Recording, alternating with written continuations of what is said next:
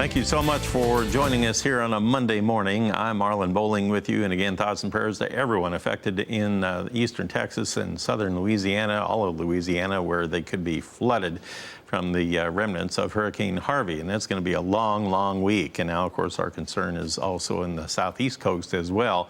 Possible tropical weather developing off of the southern mid-Atlantic seaboard, too. So could have divided attention later on this week. It could impact a lot of agricultural interest because harvest is underway in a lot of those areas. We'll keep you posted. Let's go to the phones right now and bring in Rich Nelson of Allendale Incorporated, and he's based in McHenry, Illinois. And Rich, I am so glad we have you to talk to here today. It's comforting to know we have a kind of a world-renowned market analyst to talk to on conditions and times like this.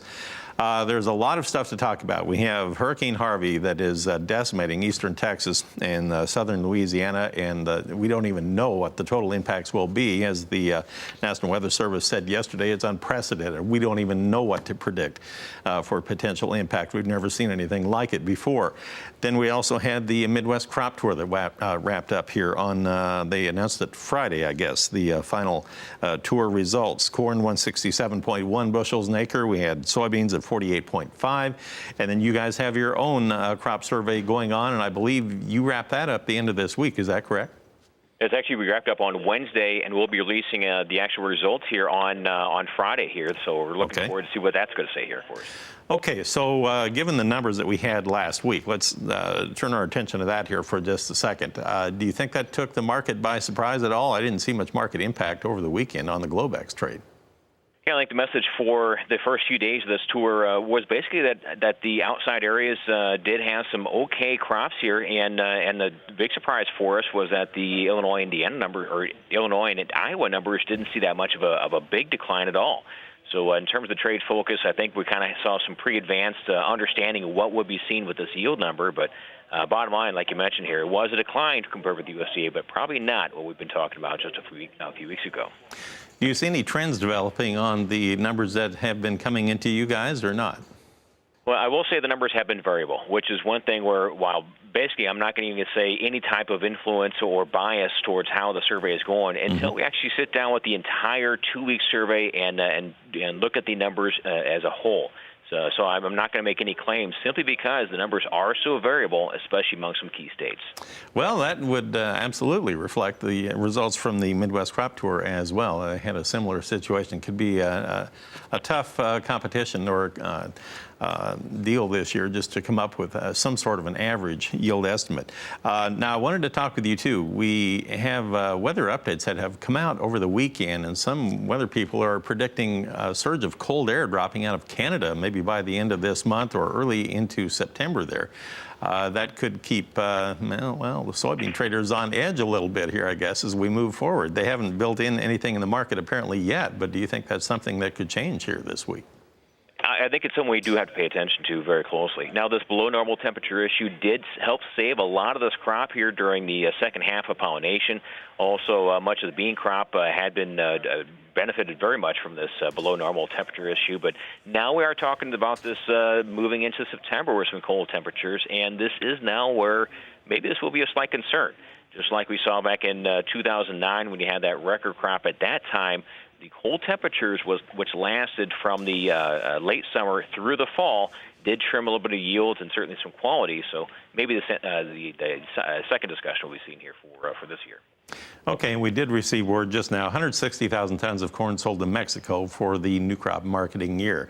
All right, we'll pause for a break, and we'll talk more with Rich Nelson about our livestock trade when we come back on the other side.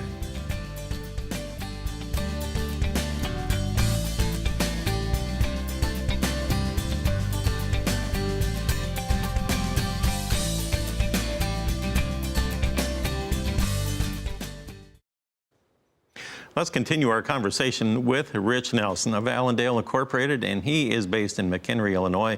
We were talking a little bit ago about the potential crop impact here from Hurricane Harvey and its lasting effects here that are continuing through much of this week in eastern Texas and Louisiana.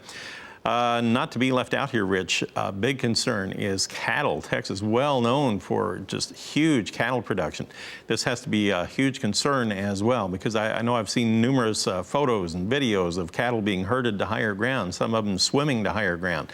The hay and pasture land in that whole eastern third of the state there has just got to be totally gone.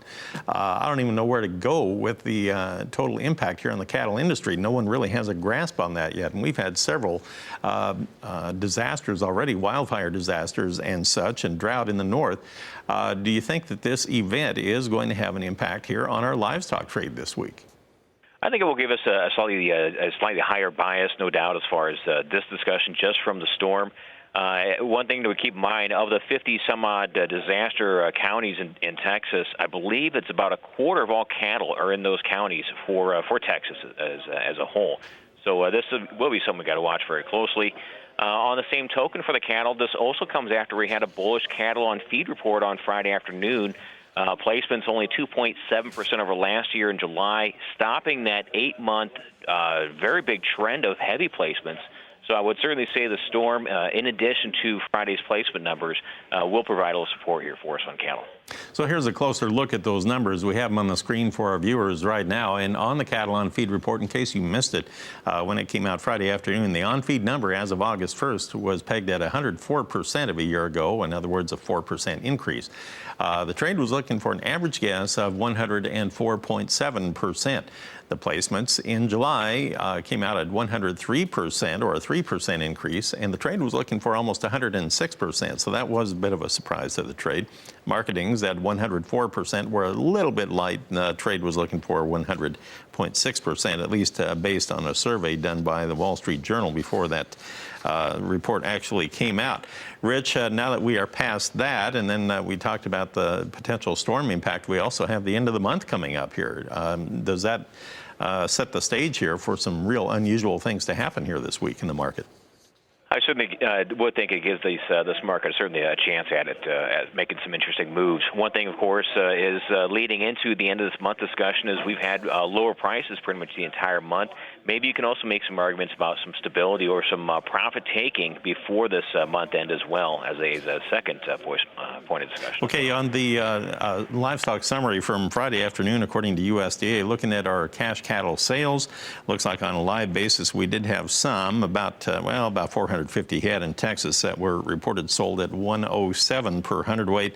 Otherwise, on a dress basis, we had some in Nebraska that brought anywhere from 165 to 170 per hundredweight, and had just a handful in Iowa that sold at 168 per hundredweight. So not a lot of guidance right there. Very light market activity. The choice beef cutout values were down 43 cents.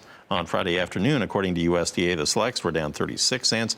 And if you look at the pork carcass cutout values, according to USDA last Friday, they were down. Boy, the belly market was down over $2 in value Friday afternoon. Rich, thanks so much for joining us here during the program. A lot to talk about. Appreciate it, and we'll talk to you again soon.